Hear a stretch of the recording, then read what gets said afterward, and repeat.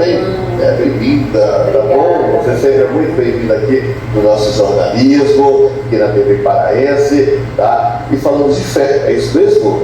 Isso mesmo, Rivan. E o que é a fé? Vou logo com essa primeira pergunta. Certo. Rivan, a fé é baseada nos escritos originais, né, da Bíblia. Segundo Hebreus 11, a fé é o firme fundamento das coisas que se esperam, certo? E a convicção dos fatos que não se veem. Em outras palavras, eu não preciso primeiro ver para crer, eu preciso crer para ver. Legal. E Hebreus 11 também continua nos explicando sobre a fé, e o livro fala que o universo, as coisas materiais, o mundo, nós fomos criados pela palavra de Deus, né? Então, primeiro houve o invisível, foi criado primeiro para depois ser criado o visível, certo? O material. E continua nos ensinando sobre fé, falando que sem fé é impossível agradar a Deus. Sem fé é impossível agradar a Deus. E aquele que se aproxima de Deus, ele precisa crer, né, que ele existe, e então ele se agradando, ele se torna galardoador daqueles que o buscam. Ou seja, Deus ele recompensa aqueles que têm fé nele. Né? Agora, é importante a gente entender que não é que eu preciso ser agradada por Deus, né? É essa distorção que muitas pessoas fazem. Pelo contrário, elas precisam crer, manifestar a fé nele, e então ele se agradando, ele passa a nos recompensar com aquilo que nós pedimos, com aquilo que necessitamos. Isso que é importante para você alcançar essa fé. Olha só, ainda em Hebreus 11, ele fala sobre alguns heróis da fé, certo? Foram pessoas que manifestaram essa fé e obtiveram a justiça, obtiveram essa resposta. Elas creram primeiro no invisível. Aqui nós temos o Monte Ararat. A Bíblia fala de um herói da fé chamado Noé. Ele foi um homem que ele creu no invisível, ele temeu a Deus e ele recebeu uma instrução de Deus que construísse uma arca, porque Deus tinha decidido que ia dar cabo de todos os homens, tudo que vivesse na terra. E realmente isso aconteceu. E Noé ouviu a voz de Deus e começou a construir a arca. E isso para aquela época era uma loucura, mas ele obedeceu. E realmente aconteceu. A Bíblia fala que houve um dilúvio, choveu na terra por 40 dias e 40 noites, e ele foi salvo junto com a sua família. E eu trouxe, né, para fortalecer a fé de todos nós, né, dos 80% da nossa população e até os que são simpatizantes, que no Monte Ararat, olha só o formato, né? Nós temos essa evidência de que ele se assemelha a um grande navio que ali ficou, se assentou. Segundo os estudiosos, né, pesquisadores, aí seria a arca.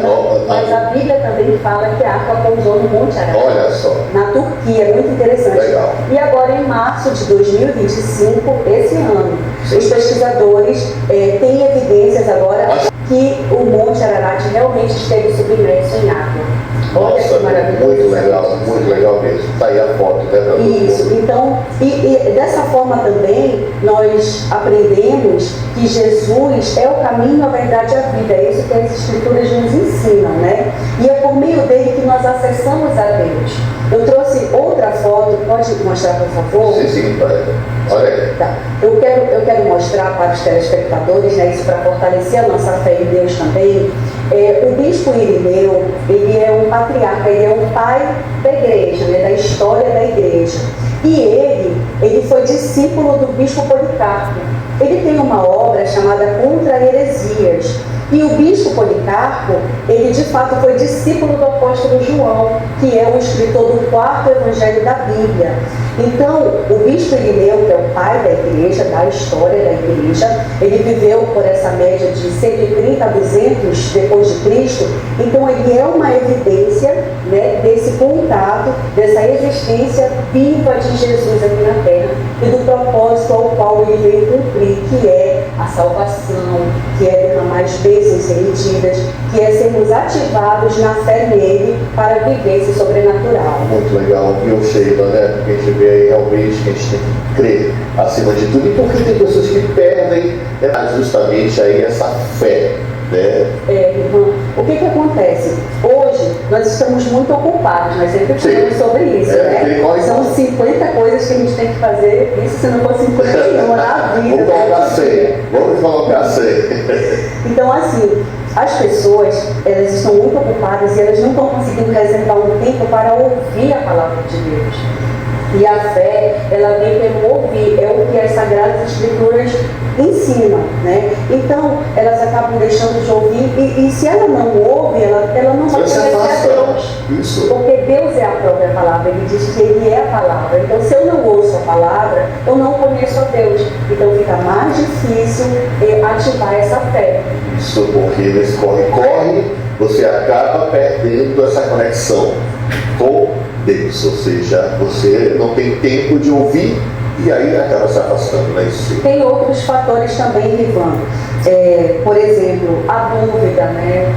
Existem muitas pessoas, as escrituras nos afirmam sobre isso, que elas também têm emprestado os seus ouvidos para as más conversações, os maus falatórios, certo? Então, às vezes ela vivenciou uma experiência... Prefere acreditar numa mentira. Isso vai enchendo a sua mente, o seu coração de dúvidas.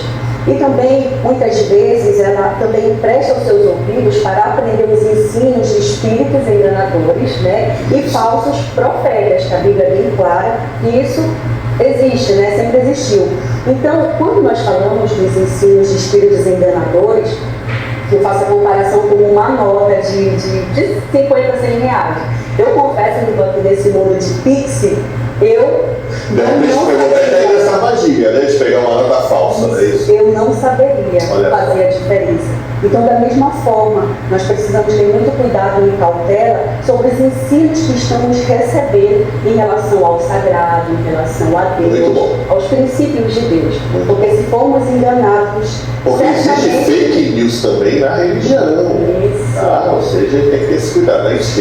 Por causa da questão do tempo, esse assunto aí é maravilhoso, a gente podia levar o programa todo, por isso que eu fiz questão de você vir hoje para falar sobre fé, né? E para fechar, Sheila, um exemplo assim de fé é importante, eu acho que você deve ter vários, né? Até para fechar a nossa entrevista nesse momento importante. Ivan, que bem, obrigada por essa oportunidade. Olha, eu quero trazer um exemplo de uma mulher, me desculpa também que eu vou honrar as mulheres, tá? Eu quero honrar uma mulher da Bíblia que ela muito me inspira, certo? E eu quero que muitos sejam inspirados por essa mulher. Se chama Ana. Ana, ela era estéril. E na época, o seu marido tinha 2 esposas. E a outra esposa a humilhava muito por causa disso. E o seu marido, ele tinha fé em Deus. E todos os anos ele subia a Jerusalém, ia lá adorar a Deus. E ela ia junto. Mas um dia ela decidiu tomar uma atitude de fé em Deus. Então ali ela se ajoelhou, ela falou para Deus todas as suas angústias, falou o quanto sofria, e ela fez um voto. E se Deus desse um filho, ela iria devolver para o serviço do reino de Deus. E para mim essa mulher, assim, ela é muito ousada, muito corajosa, ela muito me inspira, porque foi exatamente o que aconteceu. Quando ela voltou para casa, ela foi, né, ficar com o marido, namorar, então Deus se lembrou dela, eu acho linda essa passagem. Deus se lembrou do voto, do que ela falou, e ali permitiu que ela gerasse um filho. E quando esse filho nasceu, você acredita que ela ficou com ele no período de 3 anos a 4, que era o período do desmame. E depois disso ela foi lá e levou para o templo para entregar para o serviço do reino de Deus.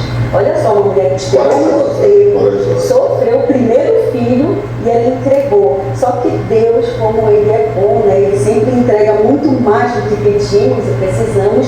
Ele a honrou, fazendo com que ela gerasse mais outros 5 filhos. Olha só, muito legal. Ana, o nome dessa guerreira, né? Essa mulher de fé. De fé. Legal demais. Sheila, obrigado, tá bom? Fica essa mensagem de fé para todos. A gente tem que acreditar sim. Nessa vida que a gente vive, esse corre-corre danado. Não perca a esperança, não. Fé acima de tudo. Tá bom? Que Deus abençoe, tá bom? Amém. Coisa legal demais. Olha,